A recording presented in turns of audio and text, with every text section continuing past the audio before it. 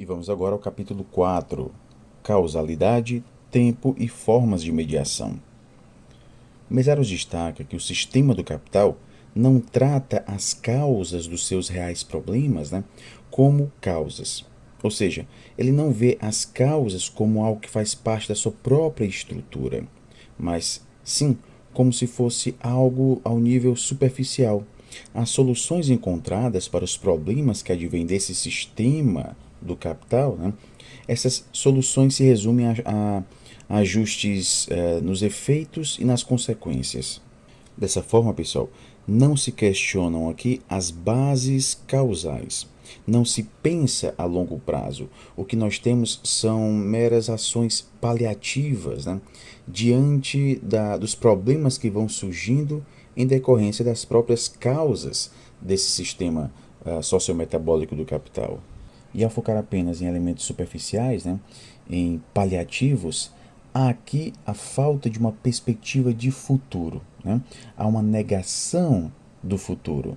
Nessa qualidade de modo de controle sociometabólico, o capital não pode tolerar a intrusão de qualquer princípio de regulação sociometabólica que venha restringir a sua dinâmica voltada para a expansão.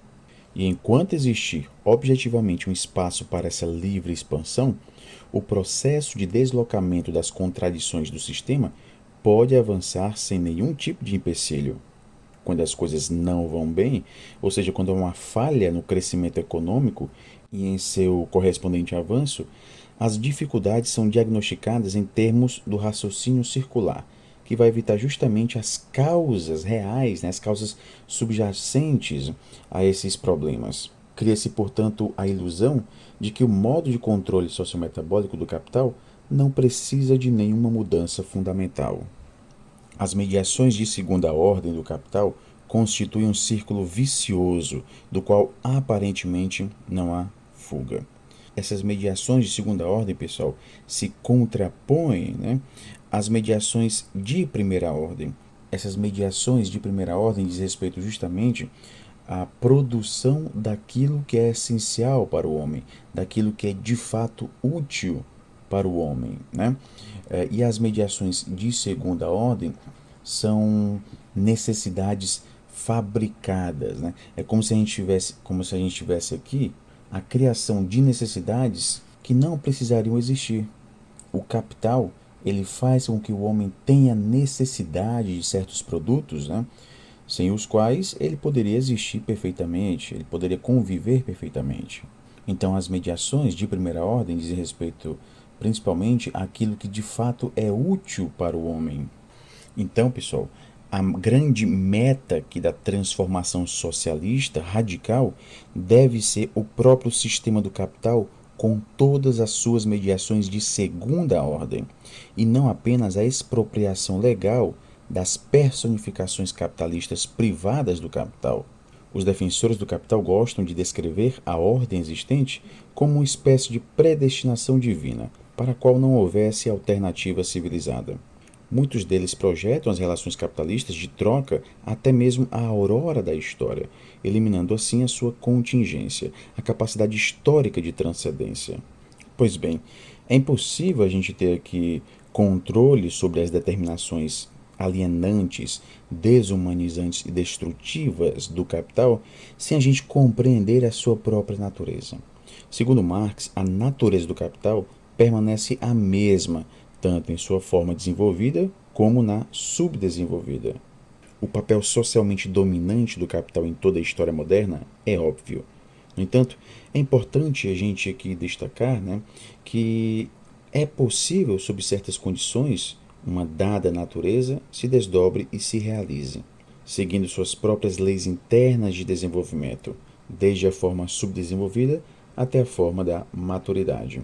Então é preciso a gente entender a dialética objetiva da contingência e da necessidade.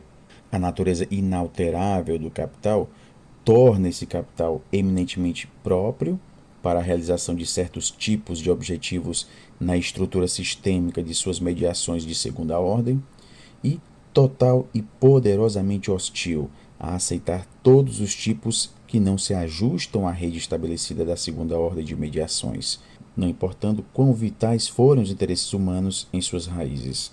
Certamente, em seus próprios termos de referência, é até compreensível que a gente encontre, né, vários defensores, né, que a gente encontre nessa rede de mediações de segunda ordem, sejam racionalizadas, justificadas e muitas vezes até idealizadas do ponto de vista da economia política, que a gente encontre aqui defesas dessas destrutivas contradições do sistema do capital.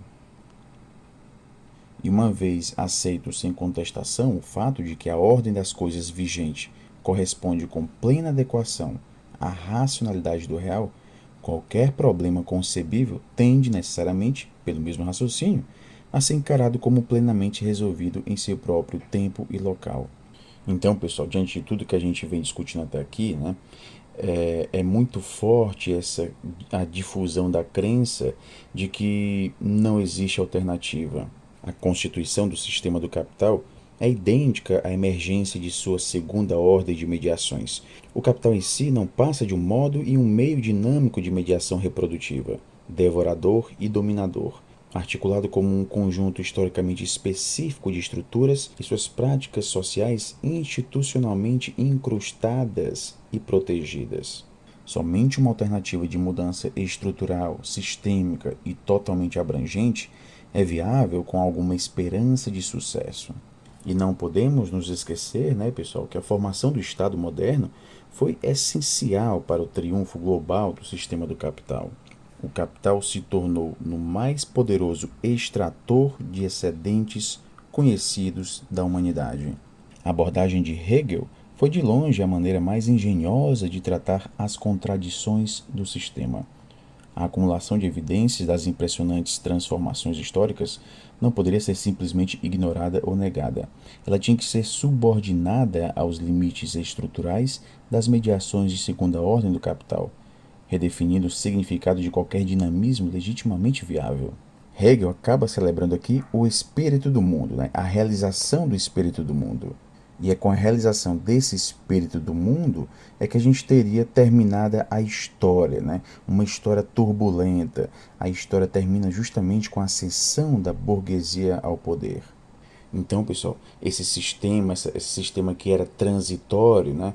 A própria história humana que era transitória, ela tem um fim, né? E o fim seria justamente no capitalismo. Isso na filosofia de Hegel, que é tanto criticada por Marx. Marx destaca justamente a transitoriedade do sistema, sem esse ponto final. Mesaros destaca que é necessário ir além do capital e de suas redes de mediação de segunda ordem, mas não basta ver aqui a denúncia, né? A mera denúncia dessas limitações, desse sistema destrutivo, isso não basta, né? É como se o sistema por si só ele fosse um sistema autodestrutivo sem a participação humana. Durante quanto tempo as mediações de segunda ordem da relação capital, historicamente estabelecida, teriam condições de cumprir suas funções produtivas, apesar de exercidas de forma desumana em prejuízo da maioria? A produtividade do capital, mesmo quando se considera apenas a subordinação formal do trabalho ao capital, consiste na compulsão de produzir o trabalho excedente, né, pessoal? Ou seja, essa compulsão de o trabalhador trabalhar além das suas necessidades imediatas, ou seja, além daquilo que é necessário para ele. Então, há uma compulsão de produzir um trabalho excedente. E o modo de produção capitalista compartilha essa compulsão com modos de produção anteriores, mas ele exerce esse modo de produção de maneira mais favorável para a produção. Os defensores do capital não podem admitir que ele tem um caráter histórico, né? Ou seja, que ele nem sempre existiu, que ele veio, ele tem uma história, tem um início, né? Dentro da história humana, e uma vez ele sendo visto como algo histórico, né? Passa-se aqui uma mensagem de que ele nem sempre existiu, ou seja, o homem já existiu, né? Ele teve uma vivência sem o capital. Então, admitir o seu aspecto histórico é admitir a possibilidade de sua eliminação e, consequentemente, né, a história humana ela continua mesmo sem o capital. No entanto, os defensores do capital não abordam essa perspectiva histórica do capital. Há aqui a busca, né, para eternizar a ausência de qualquer alternativa para o sistema do capital. Ou seja, nunca haverá uma alternativa frente ao capital. E nós finalizamos aqui mais um capítulo. Na próxima aula, nós vamos abordar o capítulo 5, a ativação dos limites absolutos do capital. Bons estudos a todos e até a próxima.